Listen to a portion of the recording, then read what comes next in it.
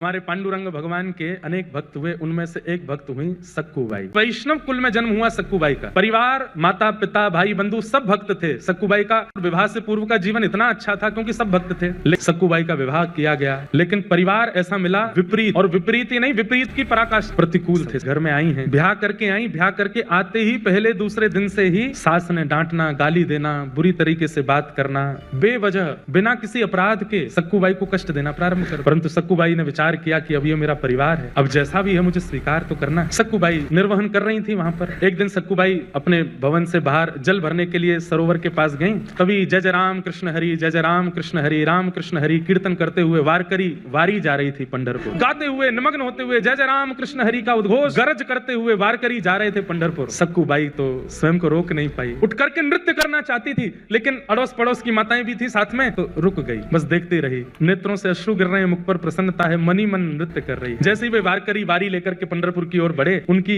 रज उठा करके अपने माथे से लगाने लगे। आपको प्रणाम करती हूँ, वंदन करती हूँ कि आप लोग पंढरपुर जा रहे हैं, कितने भाग्यशाली हैं, मैं तो नहीं जा सकती, मेरे ऊपर तो कृपा नहीं। और इतनी ज्यादा भावुक हो गई कि रोने लगी। तभी एक वहां बहन बैठी थी पास, उसने कहा तू क्यों रोती है, क्या बात है? बोले कुछ नहीं, बस पंढरपुर जाने का मन हो रहा है, पंडरीनाथ विठोबा को देखने का मन हो रहा है। सब छोड़ छाड़ करके दौड़ पड़ी और वारी में जाकर के निकल पड़ी पंढरपुर की ओर। परंतु जो दो चार माताएं बहनें और थी, उन्होंने सक्कूबाई की सास को जाकर बता दिया। बोले अरे बहू तो निकल गई हाथ से। बोले कहाँ गई? बोले वो वारी जा रही है पंढरपुर, उसमें नाच रही है, संतों के बीच में नाच रही है और नाचती हुई जा रही है, सब छोड़ छाड़ के निकल गई है। तुरंत अपने पुत्र को बुलाया, पति को बुलाया, अरे सक्कूबाई चली गई, उसको पकड़ के लाना है। डंडे लेकर के बड़े बड़े पहुंचे, वारी ज्यादा दूर नहीं जा पाई थी, वहीं सक्कूबाई के केस पकड़ लिए, लेकर के आए वापस। सक्कूबाई के तो अभी भी वही कीर्तन चल रहा था मुखमंडल पर, जय जय राम कृष्ण हरि, जय जय राम कृष्ण हरि। परिवार के लोगों ने लाकर के सक्कूबाई को एक खंबे से बांध दिया और बांध करके एक एक करके सक्कूबाई पर प्रहार करने लगे। नेत्रों में अश्रु भर आए, आज रोने लगी फूट फूट करके, हे विठोबा क्या मैं इतनी बड़ी अपराधी हूँ? क्या मैंने इतना प्रारब्ध मेरा गलत है, इतना मैंने जीवन में दोष है जो मैं पंढरपुर नहीं जा सकती, मैं वारी में नहीं जा सकती, मैं कीर्तन नहीं कर सकती, इतना कष्ट संकट विपत्ति ये सब मुझको प्राप्त होते हैं, क्या मैं इतनी बड़ी दोषी हूँ? कह करके सक्कूबाई रोने लगी। परिवार के लोग मारते हुए थक गए, चले गए अंदर। सक्कूबाई खड़ी है, सास ने कह दिया अब इसको ना भोजन मिलेगा ना पानी मिलेगा, यहीं खड़ी रहेगी और सुबह से शाम तक जब जब हम निकलेंगे तब तक मारेंगे। देखूं तो सही कैसे जाती है, दोबारा कभी इसके हृदय में इच्छा, इसकी आत्मा घबराए कीर्तन सुन करके, इतना मारना है। सक्कूबाई भूखी प्यासी खड़ी हैं और रो रही है, विठोबा विठ्ठल विठ्ठला, विठ्ठल विठ्ठला। सक्कूबाई गा रही है और इतने में ही एक गांव की ही नवारी सारी तभी आकर के जैसे ही पंडरीनाथ भगवान ने स्पर्श किया, एक सखी के रूप में आए, नेत्र खुले, नेत्र खोल करके देखा, अरे क्यों रोती है, क्या बात है? पंढरपुर जाना है, पंडरीनाथ को देखना है, बस वही। तुरंत रस्सी खोलने लगे ठाकुर जी। बोले मत करो, मेरी सास बहुत मारेगी। बोले तू चिंता मत कर, सुन पंढरपुर जाने में एक रात का समय लगेगा, तू चली जा, जाकर के दर्शन कर और दर्शन करके कल रात्रि तक वापस आ जाना, तब तक मैं तेरी जगह खड़ी हो जाती हूँ, तू मुझे बांध जा यहाँ पर, मैं यहाँ खड़ी रहूंगी। अरे तुम क्यों पीड़ा सहोगी, तुम्हारा तो कोई अपराध नहीं। बोले अपराध तो तेरा भी नहीं है, बदले में मुझे कुछ चाहिए, वो दे देगी। बोले क्या? पूरन पोली बना के खिला दी मुझे। सक्कूबाई बोली वो तो तुम खुद भी बना सकती हो। नहीं, मैंने सुना तू बहुत अच्छा बनाती, तेरे हाथ का पाऊंगी। सक्कूबाई हट गई, ठाकुर जी खड़े हो गए, बोले सुन मुझे बांध के जा। सक्कूबाई बोली मैं नहीं कर सकती। बोले मैं कह रही हूँ मुझे बांध के जा। सक्कूबाई ने ठाकुर जी को बांध दिया, ठाकुर जी खड़े, पंडरीनाथ खड़े, बोले तू जा विठोबा का दर्शन करके आ। सक्कूबाई प्रणाम करके चली गई। यहाँ शांत संध्या का समय हुआ, ससुर-पति सब निकल के आए। ठाकुर जी ने सक्कूबाई का ही रूप धारण कर लिया, आकर के फिर से मारना शुरू किया। ठाकुर जी पीड़ा से, सक्कूबाई तो पहुंच गई पंढरपुर, यहाँ ठाकुर जी पीड़ा सह रहे हैं। सुबह का समय हुआ, रात निकल गई, ठाकुर जी खड़े रहे भूखे प्यासे। पति आता था रोज रस्सी देखने के लिए, ढीली तो नहीं हो गई, और जैसे ही सक्कूबाई की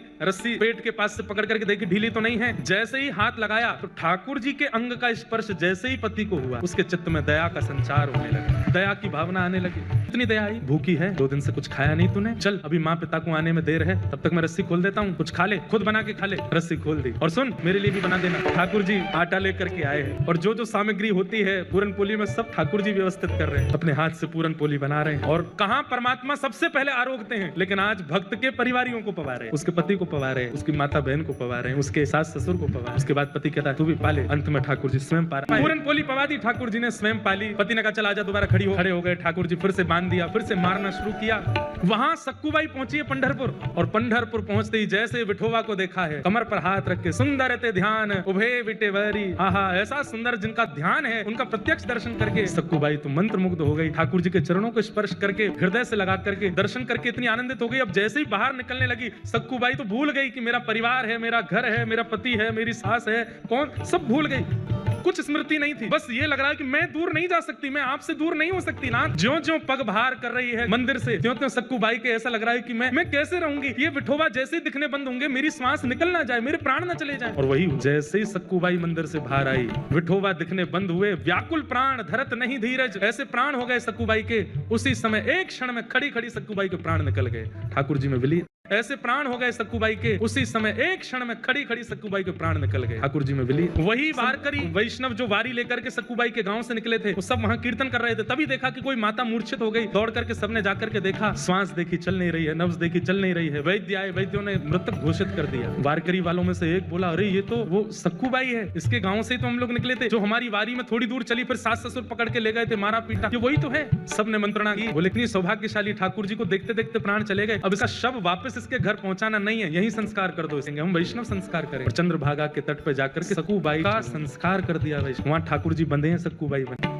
तब को चिंता हुई कि सक्कू तो वैकुंठ पहुंच गई, ठाकुर जी वहां सक्कू बने खड़े हैं। तब ठाकुर जी से कहा, नाथ आप इतना कुछ वहां सह रहे हैं, मैं देख के मेरे को व्याकुलता हो रही है, अब नहीं होगा ये काम, अब कुछ करिए। बोले क्या करूं, सक्कू तो गई, मेरे को यहाँ रहना ही पड़ेगा। बोले नहीं नहीं नहीं, कुछ तो करो। तो ठाकुर जी गए, पंडरीनाथ भगवान सक्कूबाई की चिता की जो राख थी, उस राख से सक्कूबाई का स्वरूप बना करके पुनः उनको जीवित कर दिया। और जीवित करके कहा, अरे सक्कू, बोली मुझे क्यों आपने वापस इस संसार में बुला लिया। ठाकुर जी बोले, मैं बंधा हूं वहां पे। बोले वहां जा ना, उस नरक में मैं कैसे जाऊं। बोले कुछ नहीं, इतने दिन मेरा संग किया, मेरे हाथ की बनी पूर्ण पोली खाई है उन्होंने, अब मेरा तो वहां पर पदार्पण हो चुका, तेरे चरण दोबारा जब वहां पड़ेंगे, परम भक्ता हो गई है, तेरे चरण पड़ते वो शुद्ध हो जाएंगे, अब तू वापस जा। और वापस जाकर के वहां पर व्यवस्थित हो। सक्कूबाई अर्धरात्रि के समय पहुंची, ठाकुर जी में सक्कूबाई बने खड़े थे, उनको मुक्त किया। मुक्त करके ठाकुर जी तो अंतर ध्यान हो गए, कृपा करके सक्कूबाई वहां सुबह उठे ही पता नहीं क्या सास ने रात में स्वप्न में कुछ देखा, पति को कुछ हुआ, सब ने आकर के सक्कूबाई को खोल दिया। तो सक्कूबाई तो ठाकुर जी तो जा चुके, सक्कूबाई आ गई। सबने कहा, सक्कू अब हमें लगता हमने तुझे बहुत पीड़ा दी, बहुत पर अत्याचार किया, अब तू हमारी है, तू हमारे साथ प्रेम से रह। लेकिन अभी भी थोड़ा रोष और क्रोध तो उनके मन में था ही, थोड़ा इतनी ज्यादा दयावंत तो हुए नहीं। लेकिन अब घटना क्या घटी, वो जो वारकरी वैष्णव जिन्होंने संस्कार किया था सक्कूबाई का, तो सक्कूबाई के वस्त्र और आभूषण वो लेकर के बोले वो घर पे दे चलते हैं, और थोड़ी सी अस्थियां भी ले, बोले उसको पति को कह देंगे नदी में बहा देना। यहाँ सक्कूबाई झाड़ू लगा रही थी घर में, जैसे ही वो वारकरी वैष्णव आए, घर में प्रवेश करती पहला तो मूर्छित ही हो गया, दूसरा बोला क्या हुआ क्या हुआ। बोले देख धूप, भीतर देखा तो सक्कूबाई झाड़ू लगा रही है। इतने में सास ससुर सब आए, बोले अरे इतने सारे ये वारकरी यहाँ कैसे। बोले हमें समझ नहीं आ रहा ये हुआ क्या। बोले क्यों, वस्त्र दिखाए तो सक्कू के वस्त्र, वही वस्त्र वही आभूषण वो जो पहनती थी वो सब कुछ था।